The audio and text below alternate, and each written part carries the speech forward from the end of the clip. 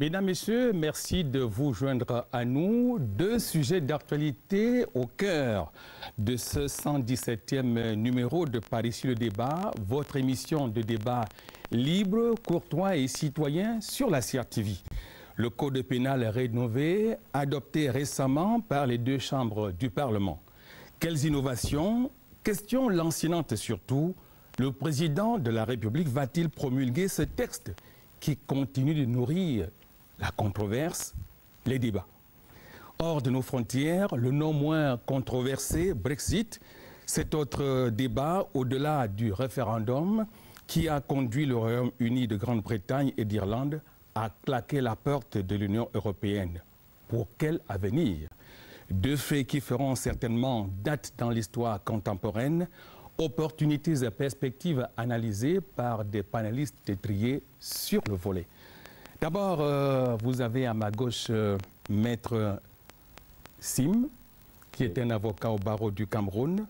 Il est vice-président du MRC. Le MRC, c'est le mouvement de renaissance du Cameroun. C'est bien cela? La renaissance du Cameroun. Mouvement pour la renaissance du Cameroun. Je suis avocat de lundi à vendredi, mais vice-président du MRC à temps plein, même le dimanche. Et votre président national s'appelle bien le professeur Maurice Kamto. C'est bien cela.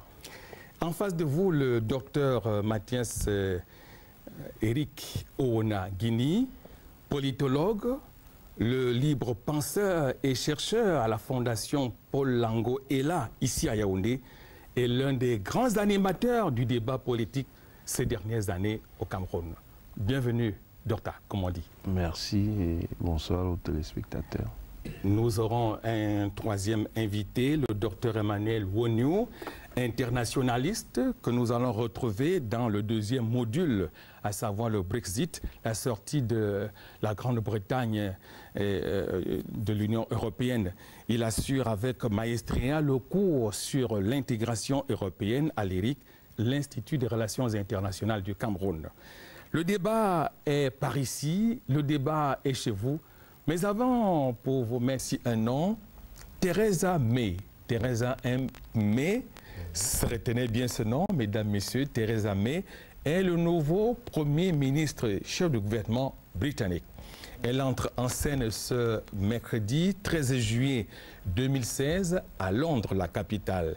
Theresa May va gérer entre autres la suite de Brexit et sur l'avenir économique, politique et stratégique de la Grande-Bretagne. Voici l'éclairage de Elvis Bimba. La Grande-Bretagne est encore membre de l'Union européenne. Il n'a pas encore activé l'article 50 du traité de la communauté qui organise la sortie d'un pays membre. C'est la première phrase du diplomate britannique soucieux de rassurer ses interlocuteurs face à la flambée de condamnation qui affecte l'image de cette grande puissance du vieux continent depuis ce fameux référendum. L'avenir du pays est assuré par le fait que nous avons une situation économique très solide. Il y a un taux de chômage très bas. Nous avons des entreprises et un niveau de créativité qui est très élevé. Et je suis sûr qu'avec nos partenaires dans le monde entier, l'avenir du Royaume-Uni est très solide. Nous sommes quand même la 5e puissance du monde. Nous avons des relations extrêmement solides avec beaucoup de pays dans le monde entier et ces relations restent en place.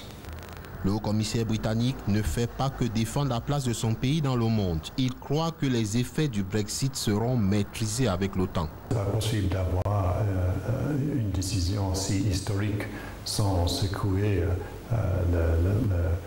les gens et les idées dans le pays. Et c'est sûr certain qu'il y a beaucoup de choses qu'on doit faire maintenant dans les semaines et les mois qui arrivent. Et je suis sûr qu'on va voir beaucoup plus d'efforts par les hommes politiques et le gouvernement pour assurer la stabilité et pour renforcer le rôle que nous jouons dans le monde. Brian Oley croit aussi que cette mutation historique, véritable choc politico-économique, ne va pas altérer la qualité des relations entre Londres et ses amis d'Afrique. Nous avons des liens très historiques, nous avons des liens culturels et bien sûr nous avons des liens économiques. Nous avons beaucoup d'entreprises britanniques qui travaillent ici au Cameroun et ça ne va pas changer. Le Commonwealth, dont la reine est l'édile, sera sans doute le véhicule de ces nouveaux rapports entre le Royaume-Uni de Grande-Bretagne et ses pays amis, à l'instar du Cameroun. Elvis Mbimba qui nous balise le chemin pour comprendre la sortie historique de la Grande-Bretagne, du Royaume-Uni de Grande-Bretagne et de l'Irlande du Nord de l'Union européenne. Mais on a vu le Royaume-Uni venir, Dr Wonyo, vers la porte de sortie de l'Union européenne. Quels sont les arguments qui ont milité en faveur de cette sortie? Disons que même l'entrée de la Grande-Bretagne dans l'Union européenne a toujours été problématique. Depuis le début, il y a un débat en Angleterre sur l'entrée de ce pays dans l'Union européenne. Au début, dans les années 60, le débat était assez houleux. La France même était un peu réticente sous De Gaulle. Donc l'Angleterre a fini par réalisme, par rejoindre l'Union européenne. Et malgré l'entrée de l'Angleterre dans l'Union européenne, elle est restée toujours en débat en interne. Même le référendum qu'on voit aujourd'hui, il y a déjà eu un référendum presque avec les mêmes thématiques il y a quelques années dans le même pays. Et vraiment, c'est presque les mêmes thématiques. Parce qu'il y a toujours eu cette volonté de... Vous savez, l'Angleterre, la Grande-Bretagne est un pays insulaire. Donc, comme tout pays insulaire, c'est un pays qui ne se sent pas très concerné par les questions du continent et a un comportement international qui est différent des pays du continent, comme la France, comme l'Allemagne. Et puis, depuis qu'elle est entrée, elle a toujours une façon de se comporter qui est différente. On a souvent parlé le côté excentrique de l'Angleterre, mais en fait, elle veut qu'on respecte sa différence. Et cette différence s'est manifestée quand on regarde les deux grandes politiques emblématiques de l'Union européenne, que ce soit la question de la monnaie, l'euro, que ce soit la question de Schengen. L'Angleterre n'y est pas et elle se porte bien. Quand on va en Angleterre, on passe par d'autres chemins que par Schengen. Et c'est un pays qui était, bon, certains disent qu'il était un pied dedans, un pied dehors, comme on le dit ici chez nous. Mais c'est qu'ils ont toujours voulu que l'on respecte la souveraineté et l'intégrité de leur pays et leurs intérêts propres. On a entendu la future Premier ministre, Madame May, déjà annoncer qu'elle sera là pour défendre, pour aller dans le sens du Brexit, ne revient pas en arrière, mais en défendant les intérêts de la Grande-Bretagne dans la négociation qui va s'ouvrir. Ça veut dire que l'Angleterre tient à ce que l'on prenne en considération les questions qui leur sont essentielles. Ils ne veulent pas se diluer dans cette grande Europe. Donc cet euroscepticisme, si on peut l'appeler ainsi, existe depuis très longtemps en Angleterre. C'est par réalisme qu'elle est entrée dans l'Europe. Elle n'est pas comme l'Angleterre ou la France qui ont cru au rêve des pères fondateurs.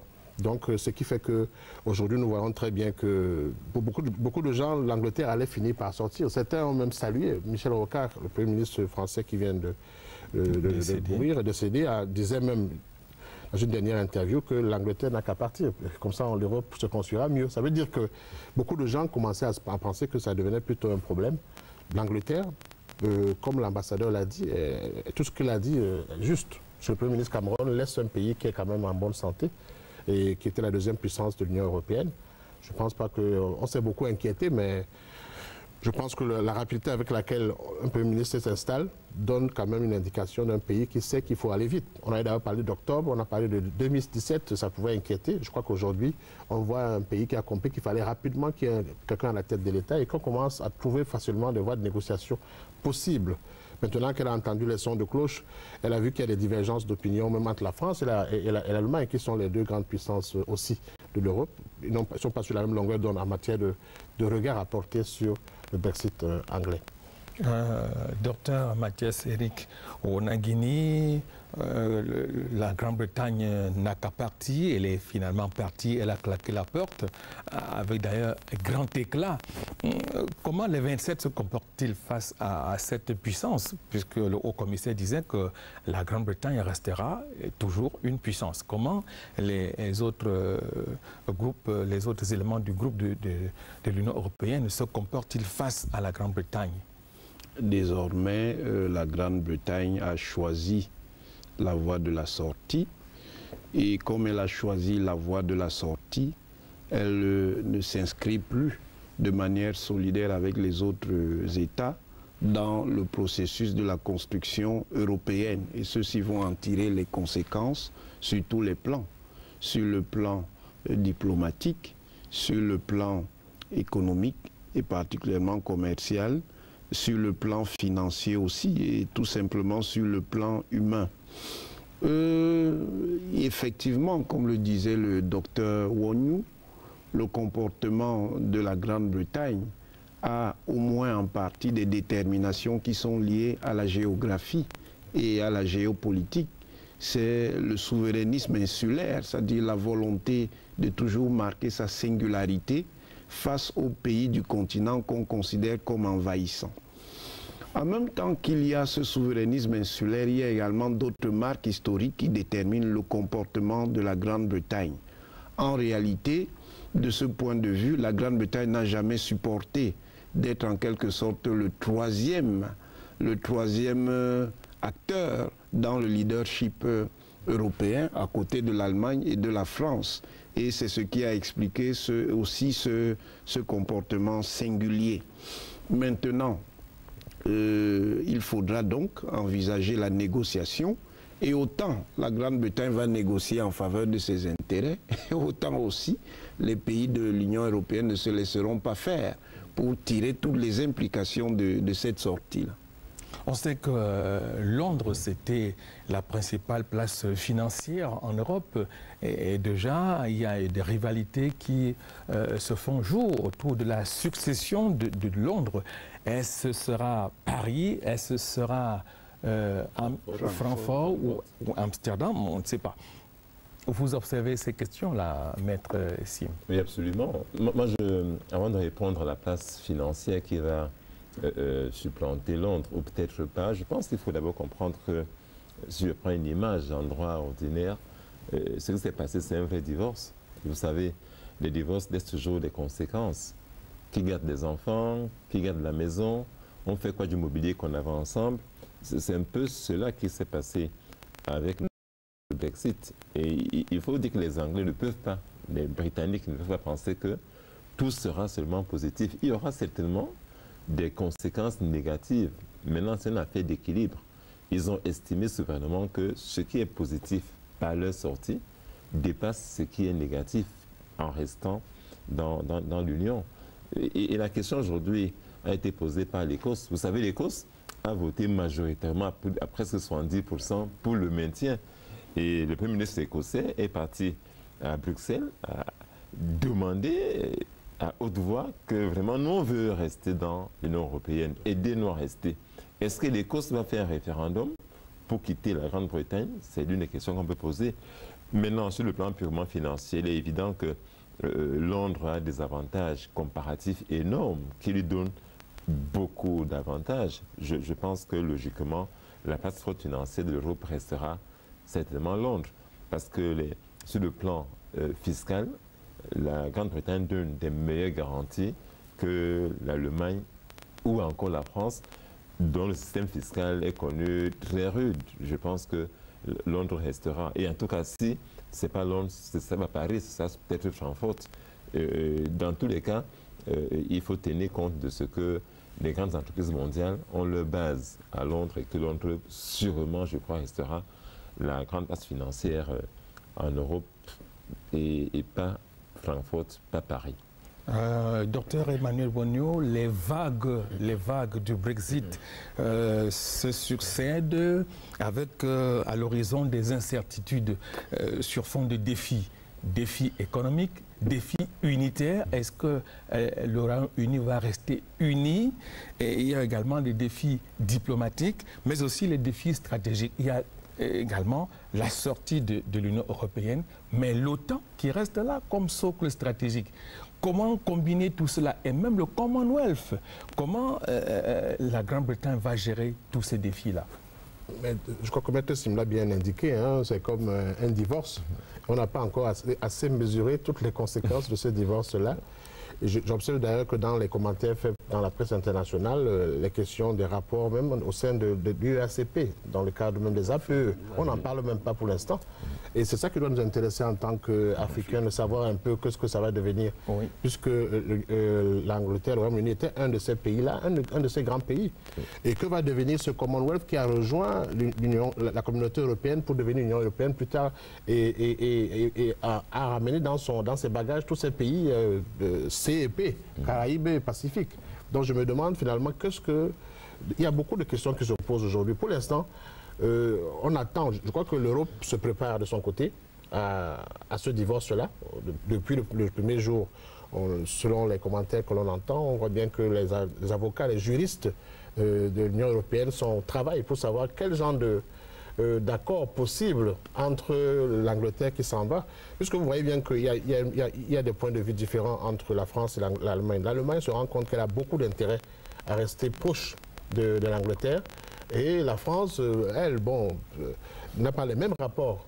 Et comme l'Allemagne a quand même une voix beaucoup plus forte en Europe, je crois que ce bémol-là, l'Angleterre observe. C'est d'ailleurs pour ça que je crois qu'ils ont accéléré, parce que jusqu'à présent, ils ont annoncé que nous ne sommes pas pressés de produire l'article 50. Nous allons voir tout ça d'ici le mois d'octobre, mais vous voyez qu'à moins de quelques jours, on est passé au choix du Premier ministre.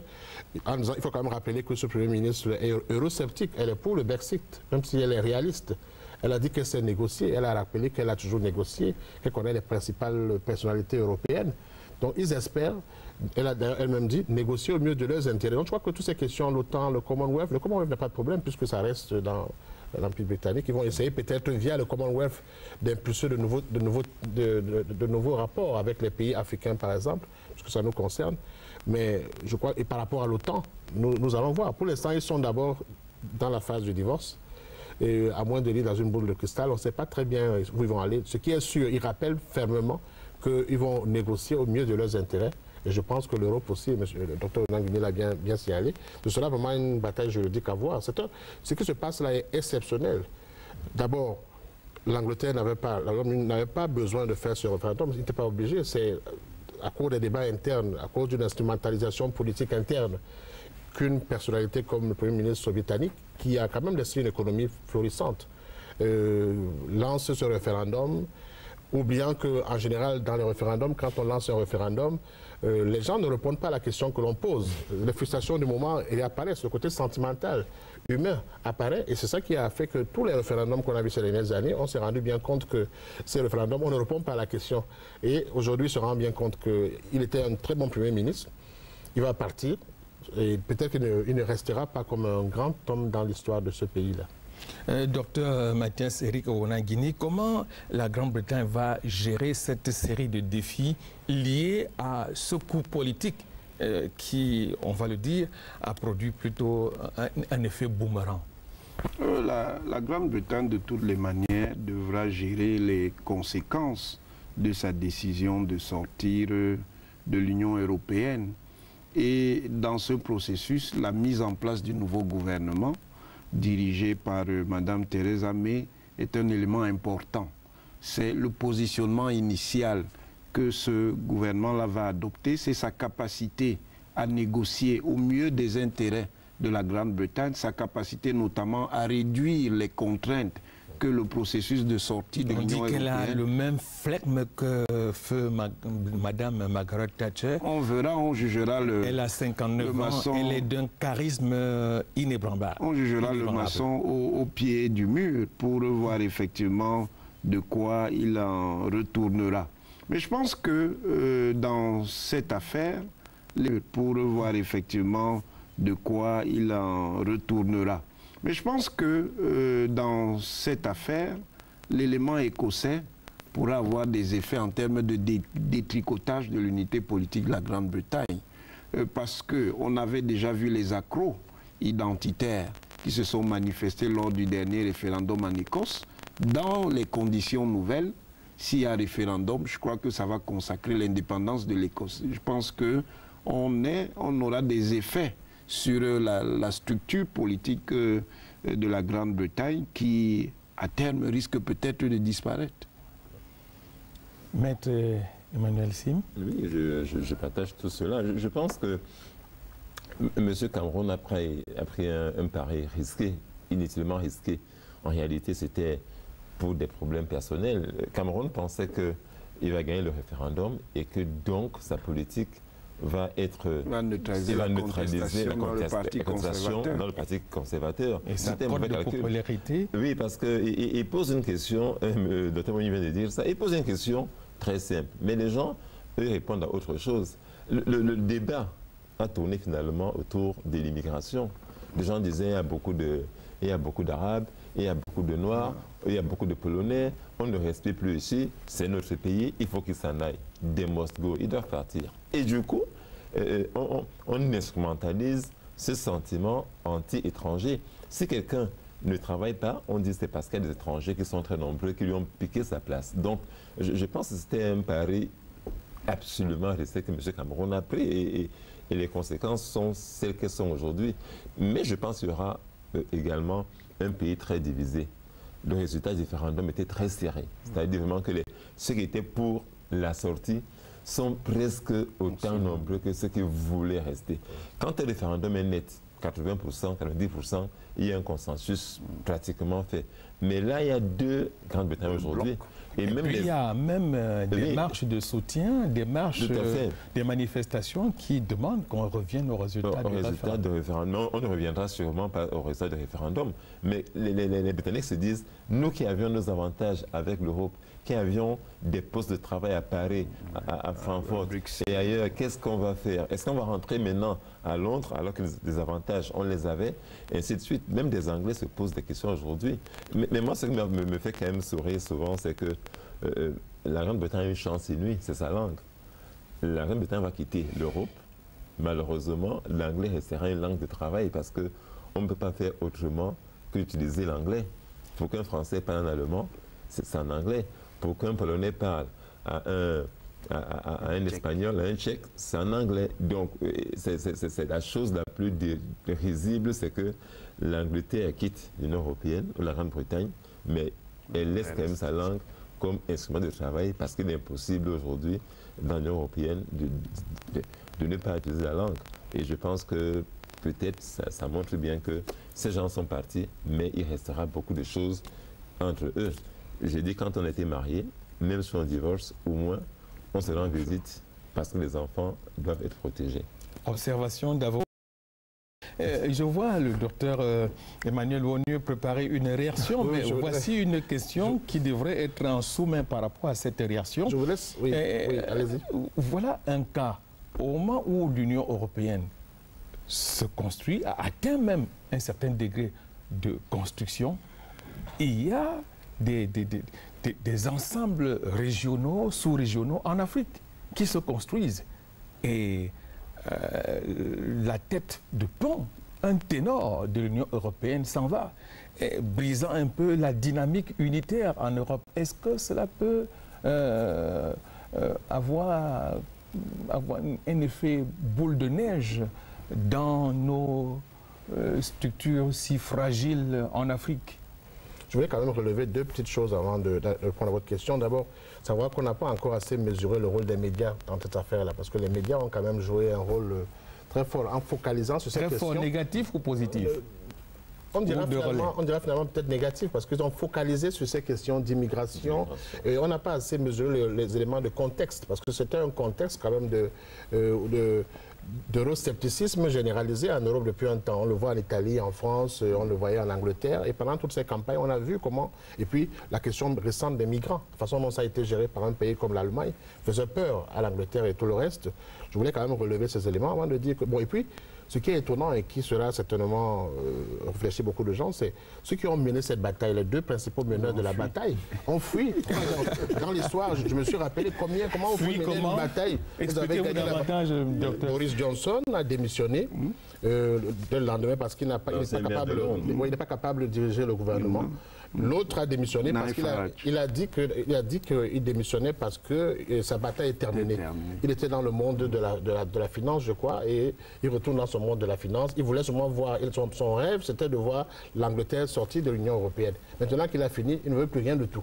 Donc, les deux principaux principaux meneurs de cette bataille, accompagnés par les médias, fuient au moment où ils ont le fruit de leur bataille. Ça, c'est jamais vu dans l'histoire du monde. Et c'est un paradoxe extraordinaire. Et je me suis demandé, j'ai vu un jour dans un grand journal, avons-nous encore des grands hommes? En fait, on se demande si ces hommes-là n'étaient pas... Est-ce qu'aujourd'hui, on a encore des hommes capables? C'est pour ça que quand on parle de Mme May, le docteur Onanguini le disait très bien, on attend de voir ce qu'elle peut. Si elle sera de la dimension de Margaret Thatcher, de celle de Churchill, ou alors elle sera de celle de Gorbatchev, celle qui a encouragé la fin du Royaume-Uni, puisqu'il y a un risque de déflagration du Royaume-Uni. On va voir si elle sera de ce côté de Churchill, du côté de Mme Thatcher, comme un grand Premier ministre. Mais par rapport aux ensembles régionaux, je voulais dire que même en France, les partis de droite étaient pendant très longtemps anti-européens. Par réalisme, parce que le sens de l'histoire va dans la construction des grands ensembles. On a très bien vu comment la France s'est ralliée à cette construction européenne telle qu'elle va. Je pense que le modèle est en crise. L'Europe reste un modèle. Le modèle est en crise, mais le modèle n'est pas fini. Il faut quand même le dire. Quand on regarde l'ASEAN, l'ALENA, l'Union européenne, on regarde ici chez nous la CEDEAO, la CEMAC, je pense quand même que ça reste un modèle. Le modèle est en crise. Nous allons voir la capacité de l'Europe à se relever quand elle est en crise. Et souvent, quand on est en crise, ou on sombre, ou on se relève. Je pense que l'Europe a des capacités de se relever. Il y a 27 pays qui restent un parti. C'est plutôt l'Angleterre. Et d'autres frappent mal à la porte. Et d'autres frappent à la porte. C'est quand même un modèle qui reste un modèle. Peut-être que c'est l'occasion pour la Turquie de réussir son cours. Non, ça va être très difficile. Ça va être très difficile en raison de contraintes géoculturelles qu'on n'expose jamais de manière claire, mais qui jouent. Et que la conjoncture internationale avec la montée du djihadisme ne favorise certainement pas. Je pense que pour pouvoir remodeler l'Europe, il faudra régler une tension qui se manifeste de plus en plus depuis une dizaine d'années, qui est le conflit, disons, entre l'élément populaire, qui peut d'ailleurs, au niveau de l'émotion, conduire à des débordements de type démagogique, et puis l'élément élitaire, exprimé notamment dans l'élite de Bruxelles, avec son pouvoir directorial qui ne suit pas toujours les voies de la démocratie. On se prononce à coup de directives et ensuite on entre dans un conflit avec le processus politique des États. Et c'est précisément de ça que tous les souverainistes, quelle que soit leur orientation idéologique, qu'ils soient d'extrême droite ou d'extrême gauche, c'est sur ça qu'ils jouent. Si l'Europe n'arrive pas à rééquilibrer les exigences entre le besoin de mettre en place une rationalité gestionnaire qui part de Bruxelles et le besoin de respecter aussi les conditions démocratiques, ça va devenir de plus en plus difficile. Et on risque alors de rentrer dans une logique qui peut être dangereuse, c'est-à-dire pour contourner les obstacles qui seront posés par les peuples, on va en réalité instituer un super gouvernement qui va rejoindre dans les fantasmes de ceux qui dénoncent l'Europe. Il faut dire que l'Europe s'est construite, ça a été une des critiques, quand on regarde l'intégration des autres continents, on voit bien que l'Europe s'est construite par le haut. C'est-à-dire que l'Europe, pendant très longtemps, c'est les textes. D'ailleurs, on parle de l'Europe comme une puissance normative. Elle a fait beaucoup de textes, elle a régulé pas mal de choses, pas mal de textes, mais la rencontre entre le peuple et cette Europe qui se construit, elle s'est faite récemment. Le passeport européen est récent. Tous ces échanges culturels qu'il y a aujourd'hui entre dont les Européens ne se connaissent pas. C'est étonnant quand on va dans les pays européens, pendant que le Brexit se passait, moi j'étais en Grèce, j'étais en Roumanie, et dans ces pays-là, la France est loin, l'Allemagne est loin. Et tout à l'heure, le docteur Onanguini parlait de ce rejet de Bruxelles. Il y a le rejet de Bruxelles, il y a aussi le rejet de ce couple franco-allemand qui domine l'Europe. L'Angleterre n'a jamais supporté cela. Et en entrant d'ailleurs, en faisant entrer l'Angleterre à l'époque, le Royaume-Uni, la France voulait encourager l'entrée de Royaume-Uni parce qu'elle voulait qu'elle soit là pour contrebalancer la puissance allemande. Et arrivé là, ils ont continué à faire le couple franco-allemand en oubliant l'Angleterre. L'Angleterre qui est fière, qui a une histoire quand même assez grande, ils ont une reine et tout le reste. Vous voyez bien. Donc je veux dire qu'on peut considérer que l'intégration par le bas est récente, elle est encore très récente en Europe. Et on voit bien aujourd'hui que les peuples ne sont pas alignés. Il y a un rejet de Bruxelles. Ils ont l'impression qu'il y a des technocrates à Bruxelles qui dictent tout et qui ne sont pas liés aux questions... C'est justement cette dimension techniciste aussi qui est le problème, plutôt que la dimension sociale, la dimension sociale et politique. il faut rééquilibrer tout cela pour donner une nouvelle force au système. De manière précise, quels sont les angles, si on peut parler de refondation, quels sont les angles de la refondation de l'Union européenne afin que les peuples s'approprient cette dynamique sociopolitique, c'est-à-dire l'Union européenne des peuples et non des États, des gouvernements? Elle peut rester celle des États, mais il faut que les États ne soient pas loin de leur peuple. Hubert Védrine disait dans une interview récente dans un journal français qu'il fallait peut-être que l'Europe, qu'il y ait une remise à plat de l'Europe des pères fondateurs. Je crois que le monde n'est plus adapté à cette vision-là. Et puis il faut peut-être que... parce que pendant toutes ces batailles, on n'entend pas les pays récents qui sont entrés dans l'Union européenne. Quand on était... Et puis il y a une question fondamentale dont on n'a pas beaucoup parlé ici, c'est la question de l'élargissement. C'est-à-dire que pendant très longtemps, il y a eu un débat entre... On reste à très peu de pays, on construit l'Europe ainsi ou on l'élargit. Élargissement, approfondissement. On a choisi l'élargissement. On est parti de 6 à 9, à 10, à 12, à 15. Donc, on est aujourd'hui à 28, moins 1, 27. moins 1 bientôt. 28 moins 1. À 28, gouverner les gens à 28, c'est compliqué. C'est à partir de ce moment-là que ça se complique. Donc, je crois qu'il y a une question fondamentale. Est-ce qu'il faut arrêter l'élargissement de l'Europe? Donc, arrêter de faire entrer de nouveaux pays. Maintenant, approfondir un peu ceux qui sont là. Voilà une des questions, voilà un des angles de refondation. L'autre angle, c'est qu'il faut que les États se rapprochent, en fait, l'Europe se rapproche des peuples. Puisque les peuples ont montré, on assiste presque à la revanche des peuples européens aujourd'hui. Ils ont l'impression que l'Europe n'apporte pas la protection dont on leur a beaucoup parlé. Ils ne sont pas protégés contre l'immigration, voilà. Contre l'immigration, contre la mondialisation. Il y a beaucoup d'inégalités sociales. Ce jour, Mme May disait qu'elle a fait un discours un peu démagogique. Elle disait qu'elle va... Un conservateur d'un type nouveau. Voilà, c'est-à-dire que... quasiment socialiste. Voilà, socialiste, elle était carrément socialiste. Elle va toucher les questions sociales, les inégalités. Parce qu'elle se rend compte que la question est là. L'Europe a beaucoup de chômeurs aujourd'hui. Elle a du mal à comprendre qu'elle a des peuples vieillissants et que les immigrés rentrent en masse. Et avec tout le terrorisme, là, en fait, l'Europe a peur. Un peu comme on le dit, l'Occident a peur de toute cette horde de barbares, entre guillemets, qui arrivent de je ne sais où et qui pourraient demain dominer l'Europe. Avec les partis souverainistes qu'il y a dans tous ces pays-là, pour ne pas dire xénophobes, tout ça fait que l'Europe a peur aujourd'hui. Est-ce que certains États européens de l'Union européenne pourraient suivre les traces, les pas de la Grande-Bretagne? Beaucoup sont tentés. On parle de l'Italie, on parle de Danemark, on parle des Pays-Bas, qui commencent à en parler. Il y a beaucoup de pays qui sont tentés par cette aventure-là. En fait, au moins, ils en parlent. Ils en parlent ouvertement. Mais je ne pense pas que l'Europe va trouver, puisque j'ai vu que le président français a dit qu'il va faire une tournée de tous les pays européens pour aller expliquer ce que c'est que... En fait, l'Europe va trouver des ressources pour... quand même, il y a un seul pays qui part. Il faut quand même se rappeler cela. Il reste 27 pays. Et la porte est ouverte des pays qui veulent toujours venir parce que le modèle européen protège quand même. Il protège. Il y a pas mal d'avantages à être dans l'Europe. Il y a beaucoup d'inconvénients pour des pays fiers. L'Espagne a été sauvée par l'Europe. Voilà, la Grèce aussi, malgré tout ce qu'on a vu. Donc je pense quand même que ce n'est qu'un pays qui s'en va, mais c'est un grand pays qui s'en va. Et un grand pays qui ne s'est jamais vraiment senti à l'aise dans cette intégration-là. Il faut dire que l'intégration, au départ, tant que c'était le charbon et l'acier, tant que c'était la politique agricole commune, c'était bien. Maintenant qu'on vient aux vraies questions de politique étrangère, de sécurité et tout le reste, on se rend bien compte que tout le monde est un peu réticent. Chacun veut garder ses intérêts nationaux, n'a pas besoin d'entrer dans un grand moule où on lui dicterait des choses de l'extérieur. Et les partis xénophobes et nationalistes sont là pour rappeler ça tous les jours et ça grimpe dans le pays européen. Maître Sim, docteur Mathias Eric Rounaguini, cette peur bleue face à la vague de migrants, ce n'est pas le retour de l'histoire? Oui, bien sûr que c'est une forme de boomerang de l'histoire. C'est une forme d'ironie de l'histoire. Et la peur se justifie. La peur se justifie parce qu'en Europe, on a déjà assisté à des restructurations qui sont liées à des dynamiques migratoires. C'est ça, justement, l'aventure de ce qu'on appelait les barbares au moment de l'Empire romain.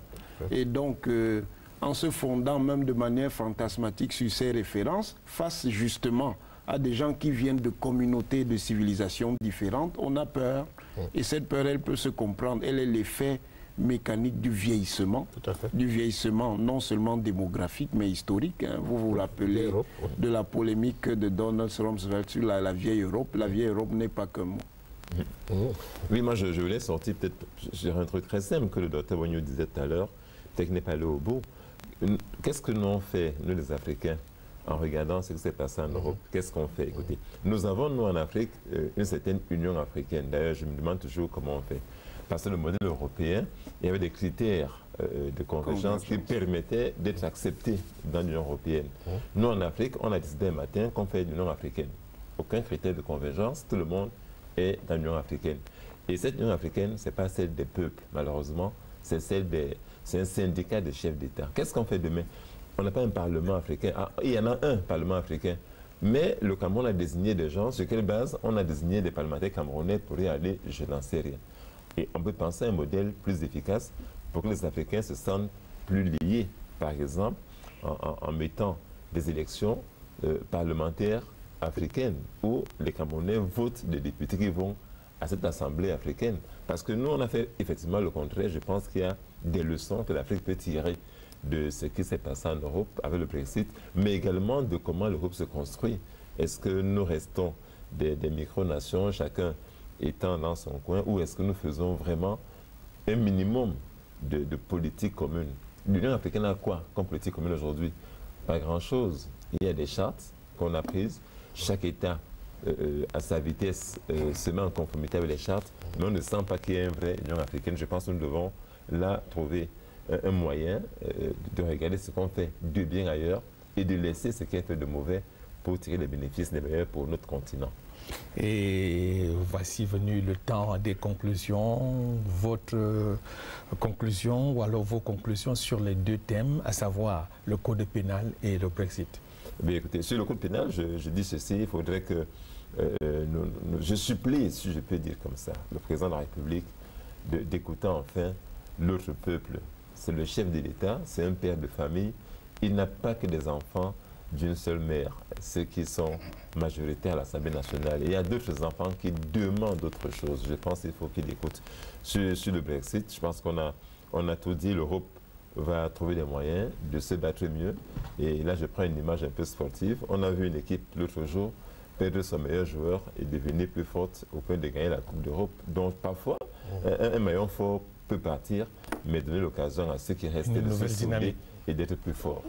Docteur Mathieu Seri. Sur le code pénal, un consensus me semble approprié parce qu'il faut donner une vraie force à nos codes.